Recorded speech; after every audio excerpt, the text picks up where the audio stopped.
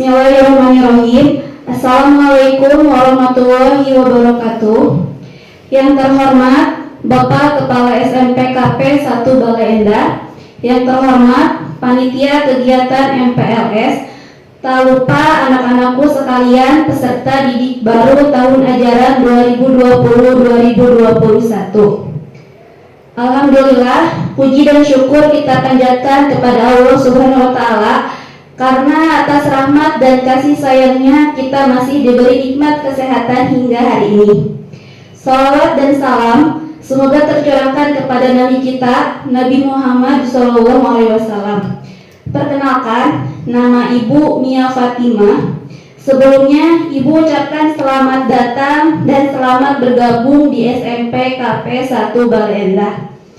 Alhamdulillah, hari ini kita telah memasuki hari kedua kegiatan MPLS. Walaupun diadakan secara daring, semoga tidak menyurutkan semangat kalian. Pada kesempatan kali ini, Ibu akan menjelaskan materi tentang cara belajar efektif. Baik, kita mulai materinya. Yang pertama, pasti kalian bertanya, apa sih belajar efektif itu?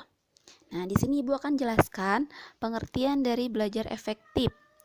Belajar efektif adalah cara belajar yang teratur, tuntas secara berkesinambungan, dan produktif, yakni menghasilkan kepandaian, pengetahuan, keterampilan, pembentukan sikap mental dan intelektual yang baik serta bertanggung jawab.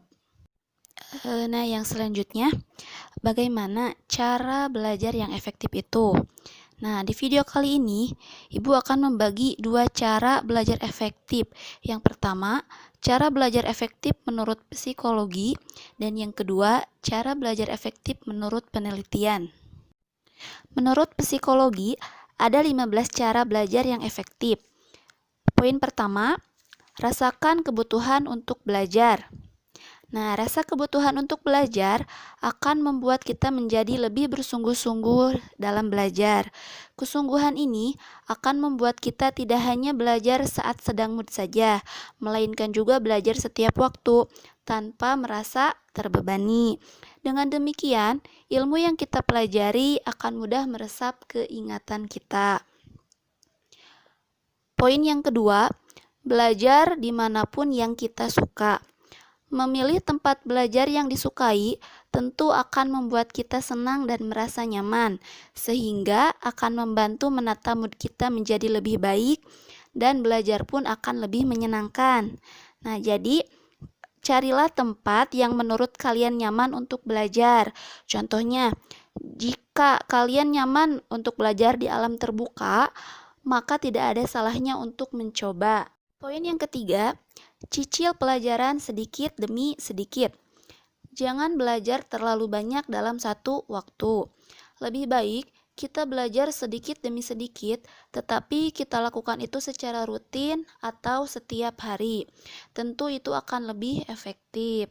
Nih, contohnya, jika kita akan menghadapi ujian, maka persiapkanlah belajar itu dari jauh-jauh hari. Jangan sistem kebut semalam. Misalkan besoknya ada ujian tapi malamnya kita baru belajar. Nah, itu tidak akan efektif karena akan menimbulkan tekanan secara psikologis sehingga ilmu pelajaran akan sulit kita serap dengan baik. Poin yang keempat, bagi waktu belajar. Sebaiknya kita membuat jadwal belajar dan target kapan kita harus bisa menguasai materi tersebut. Dengan begitu, belajar kita akan lebih terstruktur sesuai dengan harapan kita. Nih, contohnya dalam pelajaran matematika. Misalnya kita harus bisa menguasai materi bilangan dalam waktu 2 minggu, maka kita buat jadwalnya dan kita buat targetnya. Kalau dalam waktu 2 minggu itu kita harus selesai menguasai materi bilangan. Poin yang kelima, yaitu berdiskusi. Nih, setiap orang itu kan memiliki gaya belajar yang berbeda-beda. Ada yang senang belajarnya sendiri, ada yang senang belajarnya berkelompok atau berdiskusi. Nah, bagi yang senang belajar sendiri, tidak ada salahnya mencoba untuk berdiskusi dengan teman, untuk bertukar pikiran, bertukar ide, dan bertukar materi pelajaran. Nah, sehingga jika kita belum mengetahui materi yang itu, teman kita yang sudah mengetahui, kita bisa mendapatkan ilmu dari teman kita. Poin yang keenam, cari cara yang membantu konsentrasi. Nah, ini sama dengan poin-poin sebelumnya, tergantung dari gaya belajar kita seperti apa. Jika ada yang suka belajarnya di tempat yang sepi, di tempat yang hening, di tempat yang sunyi, maka belajarlah dengan keadaan seperti itu. Tetapi, jika ada yang suka belajar sambil mendengarkan musik, maka jangan ragu untuk melakukannya. Nah, poin yang ketujuh, pahami, jangan menghafal. Nah, di sini jika kita hanya menghafal, maka ilmu atau pelajaran yang kita hafalkan akan mudah untuk dilupakan. Berbeda dengan memahami. Jika kita memahami ilmu atau pelajaran tersebut, maka itu akan bermakna dan membekas dalam ingatan. Jadi kita akan susah untuk melupakannya. Poin ke-8, jangan malu untuk bertanya. Pasti kita sudah sering mendengar ada pepatah yang mengatakan malu bertanya sesat di jalan. Nah, itu juga berlaku ketika kita sedang belajar. Jadi jangan segan untuk bertanya. Nah, bertanyanya bisa kepada siapa saja. Mau bertanya kepada teman, bertanya kepada guru, bertanya kepada orang tua, itu boleh saja. Nah, di sini kan kita belajar karena kita memang belum tahu tentang ilmu tersebut atau tentang materi tersebut. Poin yang ke-9, coba terus meski gagal. Kegagalan merupakan bagian dari pembelajaran. Kegagalan dianggap sebagai cara belajar yang efektif karena kita yang mengalami sendiri penyebab kegagalan tersebut dan kita pasti akan mengingatnya sebagai pembelajaran agar tidak mengulangi hal itu lagi. Nah, sekarang poin yang ke-10, sukai mata pelajaran. Nah, di sini ini sangat penting ya. Menyukai mata pelajaran atau hal yang sedang dipelajari akan sangat berpengaruh terhadap keefektifan dan keberhasilan belajar. Dengan kita menyukai pelajaran atau hal tersebut, kita akan lebih bersemangat untuk menerima dan menyerap ilmu yang didapat. Poin yang ke-11, manfaatkan fasilitas yang tersedia. Nah, di zaman sekarang, fasilitas belajar tidak hanya buku pelajaran. Kita dapat memanfaatkan fasilitas yang lain, misalnya ada internet, video, televisi, dan sebagainya, yang menyediakan tayangan edukatif. Biasanya, materi pelajaran yang disediakan di internet, di video atau tayangan edukasi dikemas lebih menarik, sehingga kita tidak akan merasa bosan. Nah, poin yang ke-12, membuat review atau peta materi.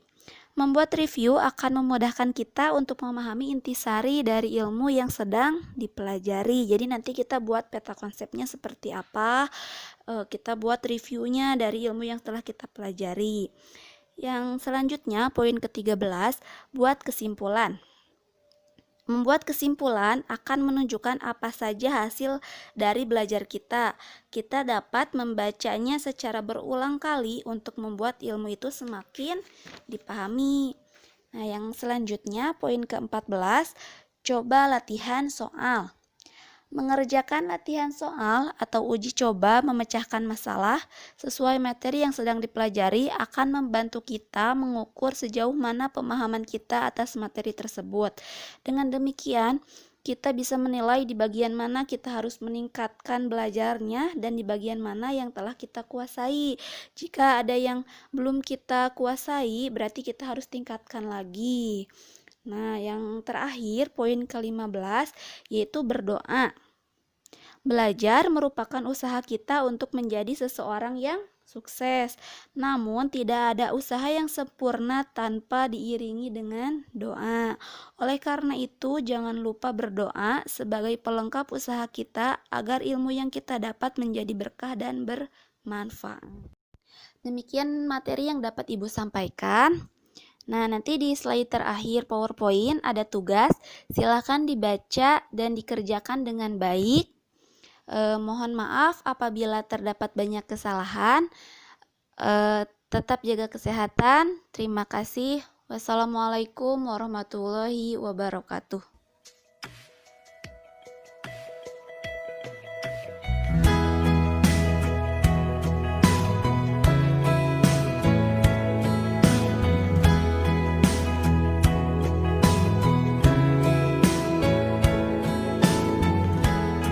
there's no need now to hesitate, 'cause I know what's running through your mind. Well, and the way I know is because I'm feeling the same way, and my heart's been feeling it for a while.